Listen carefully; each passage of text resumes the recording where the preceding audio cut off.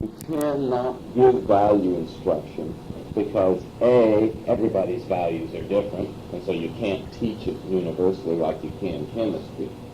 B, you ought not to do it because you're imposing your religious views on other people. If you do that, and that's against the law, and people will sue you. As a consequence, I think we have raised several generations of fairly valueless people. That is to say, people who are lost in the woods when it comes to making ethical judgments. That's been going on for some time.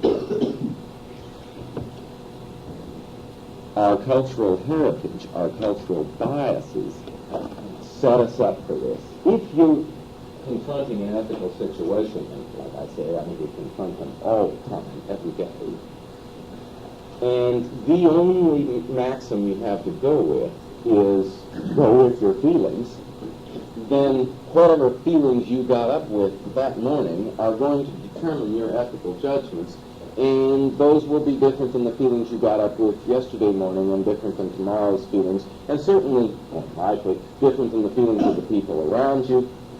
That is to say, there is no continuity and there is no universality.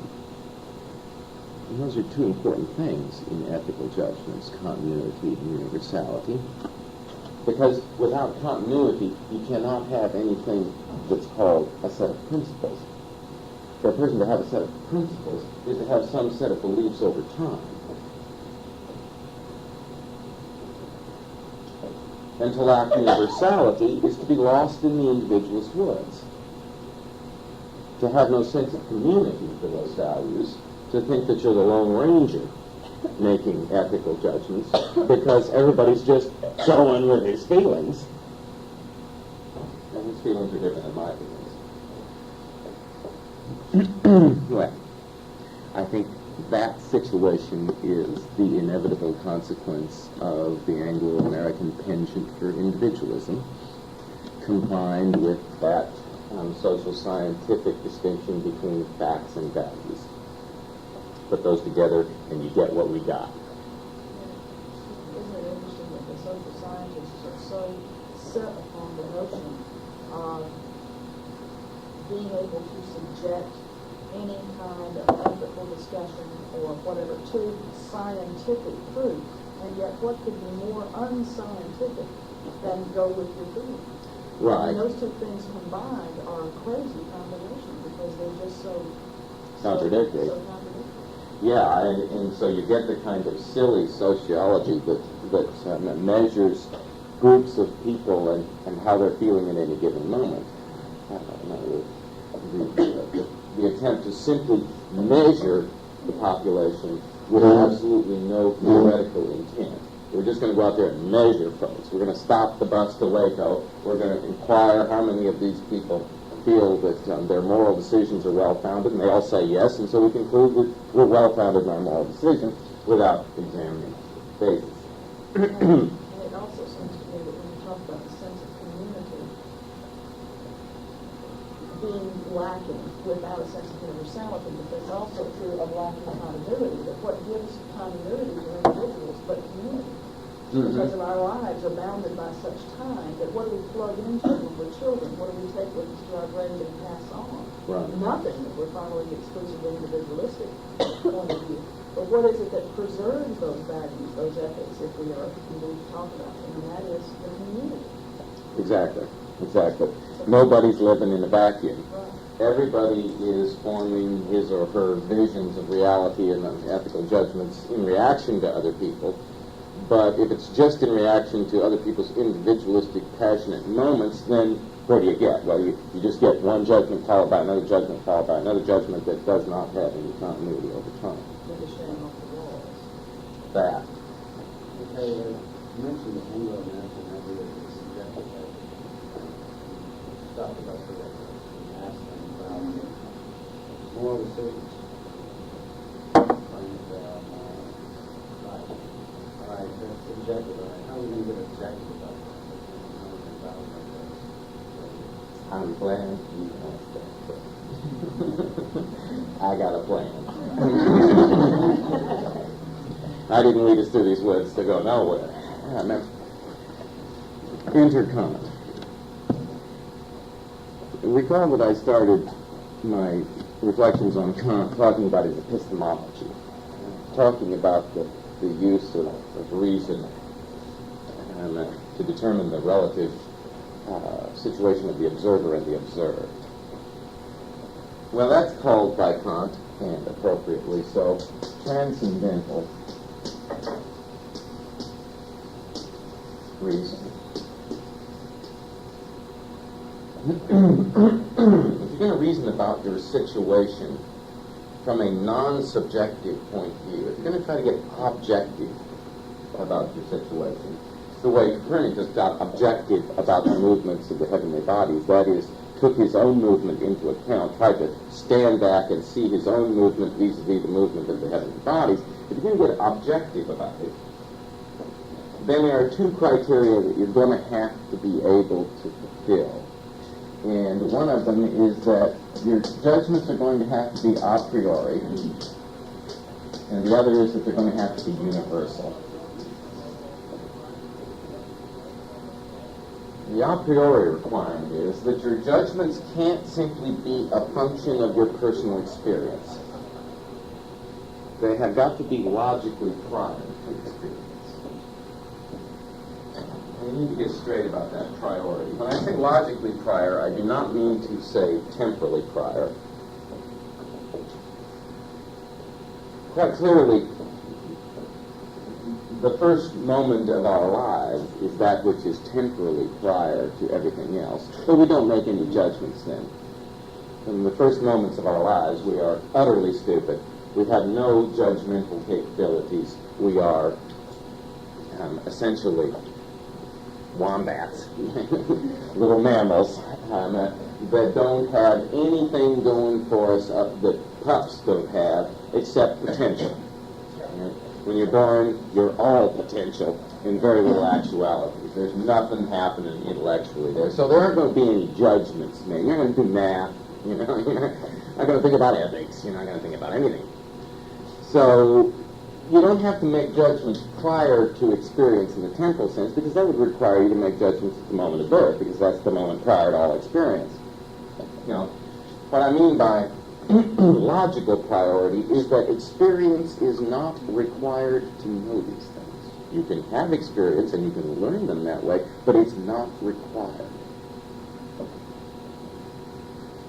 The epistemological examples out of mathematics, for example, are obvious. You can know that a square is a rectangle without ever seeing a square or a rectangle, simply by understanding the definitions of square and rectangle.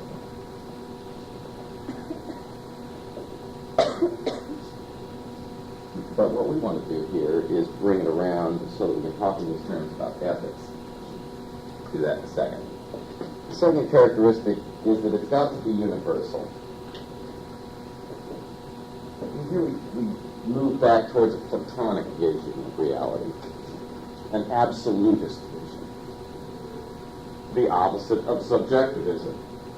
If we're not going to be subjective about ethical or other judgments, then they're going to have to be universal judgments. It won't do to have judgments about ethics that are right for me but not right for you, and right for this age but not right for another age, or right for this country but not right for another country. And one of my favorite posters, I may have mentioned this to you before, I wish I had ordered it, but I was in graduate school and I was poorer than I am now. Only slightly, but I was too tight. I didn't spring the $5. I should have sprung it. A big poster from the National Lampoon, picture of Adolf Hitler, and under it this very nouveau subjectivistic little claim. I forgot whose it was, but you go your way, I'll go mine. We'll make our own judgments about what is good and evil, and if we can get together, then maybe we'll get together. But if we can't, that's okay too, and you have a happy life, and I will too. That kind of la-di-da subjectivism with Adolf Hitler superimposed over it. The best example of the rejection of subjectivism that you can think of. It won't do to say, well, if Adolf Hitler wanted to kill Jews, if it made him feel better to do that, then that's a good thing for him, even though it's not good for me, because I don't like to do that very much. But if he does, then that's fine. Hey, give us a break. If we are going to take positions about the behavior of folks like Adolf Hitler and his minions, then we're not going to be able to take a position based on go with your feelings, because he went with his feelings. And unfortunately, his feelings were extraordinarily negative. His feelings resulted in all sorts of pain and anguish for millions of people. And that's simply not moral. That's immoral. No question about it. Given that our intuitions are together on this point, given that we all believe that you just can't sanction that kind of behavior, then you've got to turn to some sort of universal ethical principle. You've got to have a principle that fits across time, across people, across one's own life, across generations. So the principle has got to fit everybody, and doesn't that coalesce with your ethical intuitions? I mean, if ethics has anything to teach us at all, doesn't it have to be universal? Doesn't it have to apply to everyone? If it doesn't apply to everyone, then what good is it? If you can make personal claims to be an exception, right? Imagine yourself stepping up to the gates, St. Peter's standing there, and you're Hermann Goering, let's say, not quite as bad as Adolf Hitler. And St. Peter says, well, it says here in the records that you killed somewhere in the neighborhood of 100,000 people during your lifetime. And what do you have to say about that? You know, the Ten Commandments specifically forbid killing people. And you say, well, those commandments may apply to the ordinary run of folk, but, you know, I'm kind of an exceptional guy. I have talents beyond the ordinary folks, and those sorts of rules just don't apply to me. Why would St. Peter believe that? Why would St. Peter be convinced by, I'm an exceptional person, I don't have to play by the rules? I mean, are we ever convinced by people's pleas, I'm an exceptional person, I don't have to play by the rules? The only times that we are the occasions in which the person is physiologically or perhaps psychologically unable to play by the rules. Those who are so significantly retarded, for example, that they cannot understand the rules, then we cut them slack. But if you can understand the rules and if it's within your physical capability to play by them, then don't we insist that you do? And if you don't play by them, aren't we going to make negative moral judgments of you? That seems to me to be sort of fundamental intuition about ethical judgments. But an intuition that is undercut seriously by our own individualist heritage. So we're kind of between a rock and a hard place. Our culture has not really bought into this vision, but at the same time it seems a priori true. Well, how do you get it? Kant wants to say that ethics comes out of reason. That reason is the only possible source for ethical judgments that make sense.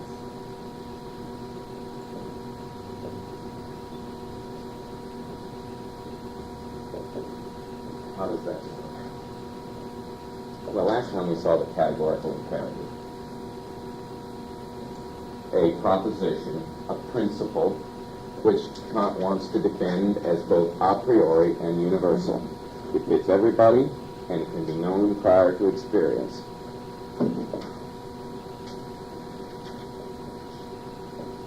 How can you know these things? Because, I want to suggest to you, he is taking the transcendental position when he argues this case.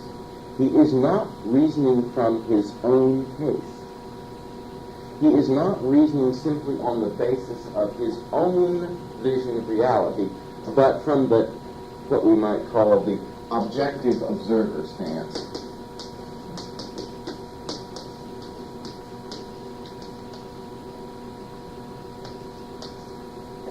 What does it mean to be an objective observer? Well, we kind of have a sense of that when we think about trials, for example, courtroom procedures. We want the judge in such cases, to be an objective observer of what's going on. Likewise, in science, we want the scientist to be an objective observer of the experiment. And we criticize judges and scientists to the extent that they let their subjective expectations, feelings, wishes, hopes, and dreams enter into their judgments. The scientist wants the experiment to work very badly, and so he fudges the data. No fair, no. You don't get to get published and get grants and stuff for fudging the data. That won't do. You're not being objective. Well, what happens if you get generally objective? What happens if you step back from your situation as a particular human at a particular time and think about humans across time, across places? What's the one thing that they all have in common? Well, they're all members of the rational community, except those folks that we mentioned a moment ago that are not able to be. The rational community is, according to Kant, the one characterization of humankind that we can count on to be true. That is not to say that everybody acts rationally all the time. They certainly don't. But they all have the capability, except for those few exceptions, to do so. They all have the capability to understand objectively what is the case. We can, each one of us, if we work at it, like Plato said, you don't find enlightenment on the back of the cereal box. You've got to work at it, and it takes some effort, and lots of people will never be in an occasion where they happen to work at it, so lots of people will never figure it out. But if you work at it, you can figure it out. That is, understand the transcendental perspective, where you back away, abstract yourself from all your own personal characteristics, and make judgments from a completely abstract standpoint about what is good and evil. That's transcendental reason. What I'd like to do is to suggest a particular version of this that a 20th century philosopher has put forth in a famous book called The Theory of Justice, and the guy's name is John Rawls. Rawls has taken Kant's categorical imperative and put it into service for generating social theories of justice. And it's a very intuitively pleasing example of transcendental reasoning, I think. It has to do with the kinds of principles that we want to govern our society, the kinds of principles of justice. What is the best set of principles to guide a just society? This is the old Platonic question. Rawls says, imagine that you get to choose your parents. Imagine that before you're born, you actually do exist in the world of the forms or wherever, and that you are offered a set of alternatives. You can live in any of the following 27 societies. You get to choose where you're going to land on the planet. And some of the societies are going to be very egalitarian, some of them are going to be very individualistic, some of them are going to be highly hierarchical, some of them will have a lot of poor people and very few rich people, some of them will have income spread other than that, some of them will have no rich people. There's bunches of different ways to distribute the resources, bunches of different ways to distribute civil liberty. So in some of the cases you'll have Hobbesian monarchs with no civil liberties for the individuals. In other cases you'll have perfect representative democracies and like that. And the question is, what would you choose? What sort of society would you choose to live in if you had your druthers before the fact, if you could really choose your parents? And of course, we would immediately at this point say, well, I would choose to be the Hobbesian sovereign. I want to be the one in charge. I want to have all the money. I want to have all the goodies. I want to have all the sex, drugs, rock and roll that can possibly be accumulated in a single lifetime without giving me some sort of disease. But Rawls says, no, wait a minute. There's one little catch. In making this judgment, you don't know any of your personal characteristics. The only choice you get to make is what society you land in. But you don't know whether you're going to be male or female, what color you're going to be, whether you're going to be born with some sort of disability, how smart you're going to be, whether you're going to have any talents of this or that sort. You have no knowledge whatsoever about your individual characteristics. So there is no conceivable way that your own personal characteristics can bias you about the deal, about which deal you're going to choose, because you don't have any personal characteristics yet. Now, Rawls says, what sort of society would you choose given that you have no idea what sort of genetic characteristics you'll have, what sort of social situation that you'll end up in that society? What's the rational choice? Of course, we're asking for a rational choice here. That's the one characteristic that you do have in this pre-birth situation. You can reason. His suggestion is that the choice you'll make, the most rational choice, will be to choose the society in which you maximize the minimum level. He calls it the maximum strategy. You want to pick the society in which the least well-off people are best off. Run that by you again. Pick a society in which the bottom of the social ladder is higher than the bottom of a social ladder in any other society.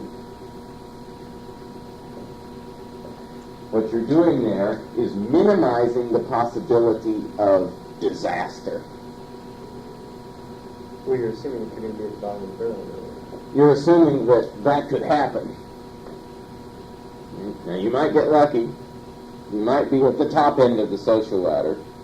But if you choose a society in which you've got, say, a real highly unequal distribution of income, so that you've got a few folks who've got all the assets and most folks who are starving to death, most likely you're going to be one of the ones who's starving to death. And so you reject that society. Odds are against you.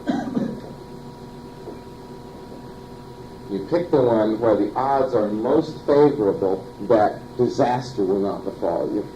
But wouldn't it be at the top of, okay, say that he chooses that society that the lower echelon is higher than any other society's lower echelon. Right. But he lucks out and he gets to be the higher echelon. But that higher echelon shouldn't be as high as the other higher echelon. That higher echelon will be lower than the other higher ones. Yeah. Right. So isn't he going to think, well, hey, I'm going to go ahead and take a chance and I'm going to... Right. The gambler. You know. What's the situation with the gambler here? That's Rawls' contention, and I'm inclined to think he's right. That to gamble is, we gamble in contexts where we don't really understand perfectly what the odds are over the long throw. If you really perfectly understand the odds in any gambling game, then you won't take the bet unless the odds are in your favor. I learned this very long ago. After the little experience with my parents in poker, I thought I had learned everything there was to learn about gambling, but I was wrong. I got to college, and we had that year the first Cassius Clay. You remember who Cassius Clay was. He later changed his name to Muhammad Ali. Now, Cassius Clay versus Sonny Liston. Sonny Liston was an enormous guy. And Cassius Clay at this point had just come out of the Olympics and was a fairly scraggly little guy, relatively speaking. Pretty thin, short arms compared to Sonny Liston. Sonny Liston was a mountain A guy that I expected would simply go out, grab Cassius Clay, and bash his face in. And so I gave 5 to 1 on Sonny Liston to a whole bunch of people. Because the odds in Las Vegas were 7 to 1, and so I thought, okay, hey, no sweat, I'll take these suckers. And so I just bet everybody in the dorm, I bet everybody in the damn college, that Cassius Clay would go down like a redwood. I even got so cocky as to bet that he'd go down in the first 3 rounds with something. Well, this is ancient history for you. The outcome was not as we had expected. In fact, it was Sonny Liston that did the Redwood Act in the 7th round. Fortunately, I had not taken the bet from the kid who wanted to bet me that Sonny Liston would go down in the 7th round 25 to 1. I was tempted, but I was already into this several $100s at this point, and so I didn't take that bet. So I lost virtually all the money I had on that particular fight, and I have never bet another fight for the whole rest of my life. The lesson was a valuable one, however. Unless you perfectly understand the odds, do not bet large quantities of money. That was the lesson. I didn't understand the odds. I didn't have perfect information. If I had perfect information, I would have known that Sonny Liston's jaw was constructed completely of glass. No one had discovered that. At any rate, if you've got perfect information, if you understand completely what the situation is, there are no unknown quantities involved, then you're acting just like a computer would act in making a rational choice. You act to maximize your situation, to maximize the expected return times the probability of getting that return. Real statistical kind of analysis you do. And if you do that statistical analysis, that is, you have no gambler in you, just the way computers have no gambler in them, then you're going to choose the maximum strategy, because that's the largest potential payoff times the probability of getting it. But whether or not we believe in the maximum strategy of making a selection, the point is to see what it's like to imagine that you have no personal characteristics whatsoever, to abstract yourself completely from your own personal biases. We've all got personal biases. It's impossible not to have personal biases, but it is possible to abstract from them, to take the long view, to take the view from what Kant would call pure reason. That is the view we want judges and scientists to take, and that is the view, according to Kant, which we have to take in making ethical judgments. If we take any other view, then our judgments are going to be a function merely of our subjective inclinations.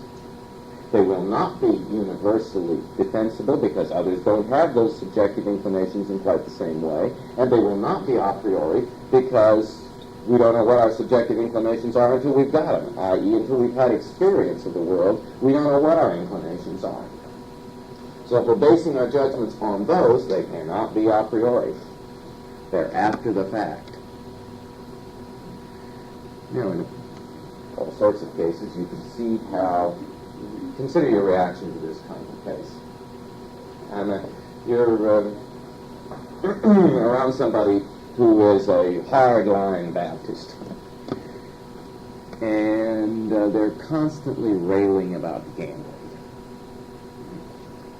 Now, I think we ought to cut these folks some slack, shouldn't execute them for this, and they're bitching, whining, moaning, complaining about the lotteries and horse racing and all those gambling events, and then some joker buys the person a lottery ticket. What do you know about it? And they hit the jackpot. They get the $1 million. And there's a moral dilemma for you. And what are you going to think of that person when he or she says, upon receipt of $1 million, well, maybe lotteries aren't so bad after all. I think perhaps I was a little hasty in my earlier judgments. I think maybe now that I can religiously and morally tolerate lotteries, Yes, under the right circumstances, and you fill in, i.e. you win, they are a good thing. This is making judgments a posteriori.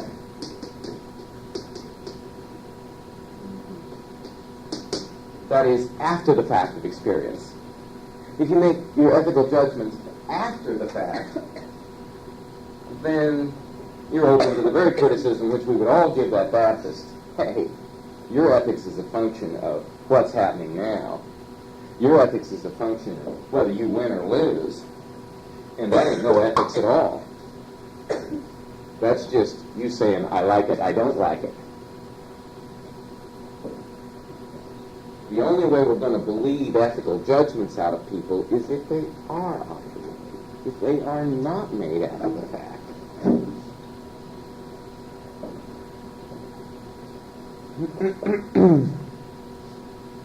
Question? Stretch. And it's not even the seventh inning. Well, it is the seventh inning almost. Are you with me? What are the entailments of this? Well, look back at Kant's categorical imperative. The example he gives us is of lying. Is it appropriate to lie? This is a hard ethical question. All right, the Ten Commandments speak on the issue. They say it's not appropriate. It's morally evil. And lots of ethical systems have come to a similar conclusion. On a pure subjectivist ethics, what's the conclusion about lying? Lie if you feel like it. If you don't feel like it, don't. Okay. There are sure occasions in which we do seem to want to lie because, well, if we don't, we're going to be embarrassed or poor or whatever. Kant says, but think of it this way. Imagine that you say something to someone that you know to be a lie. Can you universalize it? Can you will it to be the maxim of everyone's action? That is, can you will universal lying? What's he saying here? Can you will a world in which you are not the exception, but you are the rule? Your behavior here is not just your behavior, it's everybody's behavior. And in the lying case, he says, you can't. The reason being that in a world in which everyone lies, truth has no meaning. There is no concept of truth in a world full of lying. Nobody believes anybody.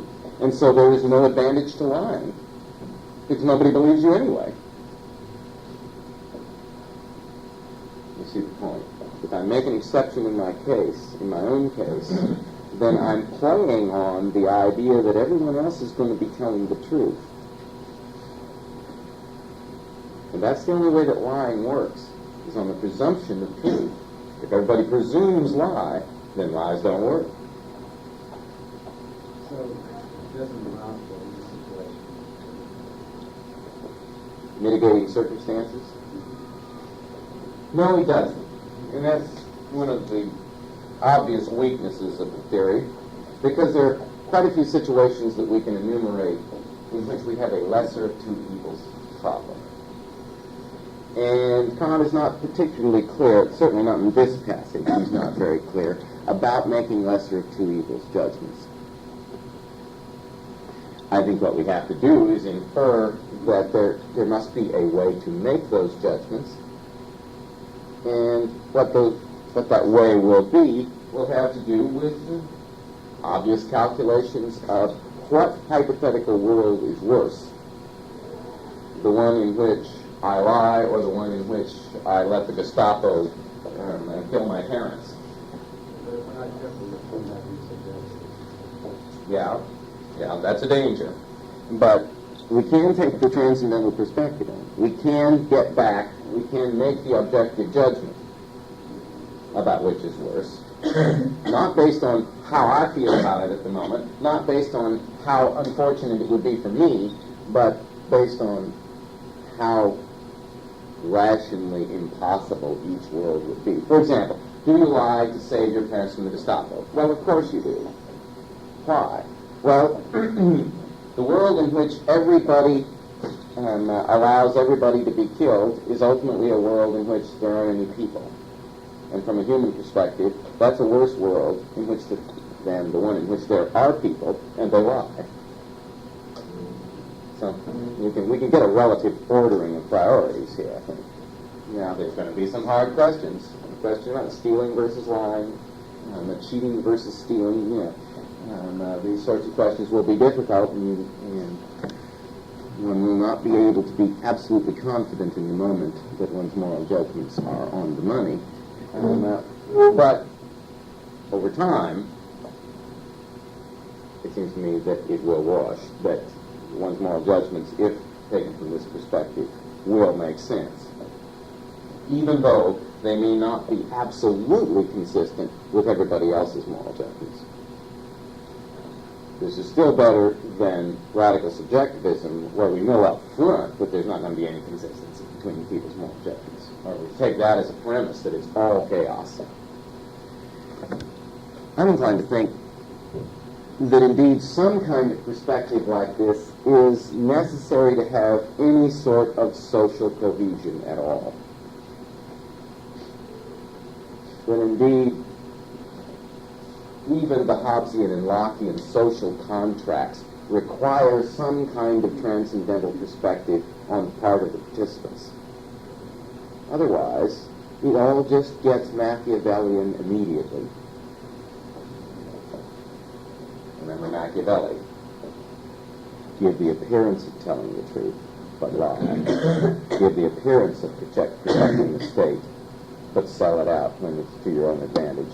Give the appearance of kindness, loyalty, and trustworthiness, but do whatever the hell you want to do. If the subjects rebel, kill them.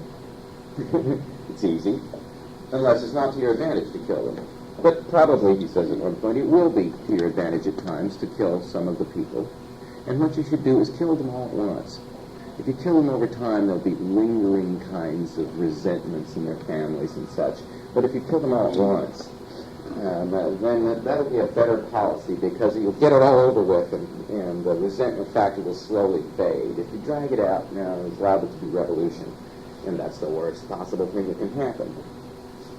Well, that's the Machiavellian perspective, and I think that must necessarily come to be the case in any society where there's not a shred of objective thinking on the part of individuals, any society in which everyone is really just out for himself. I don't think a society of that sort can survive, at least not for long. I think it's funny that if you step back from American society, which at times looks extraordinarily individualistic, I mean, whenever you think about economics, that's the message. But if you take another look from another angle, you see all sorts of non-individualistic things at work in the society. All sorts of reliance on individual integrity, all sorts of reliance on individual's cooperative spirit, which is, if we couldn't rely on it, society would break down altogether. For example, if we couldn't rely on people to pretty much tell the truth on their tax returns, then we'd be in a hell of a fix tax-wise. If everybody followed their own best interests and lied like crazy, the system would simply break down, and we'd have to find some other method of generating revenue. And, of course, if we had a bunch of individualists, any system of generating revenue would constantly be breaking down, because everybody would be constantly trying to cheat to the maximum levels.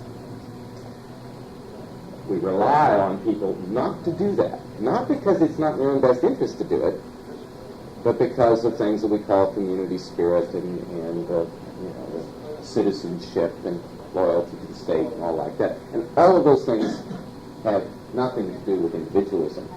They have everything to do with taking the transcendental or the statewide perspective.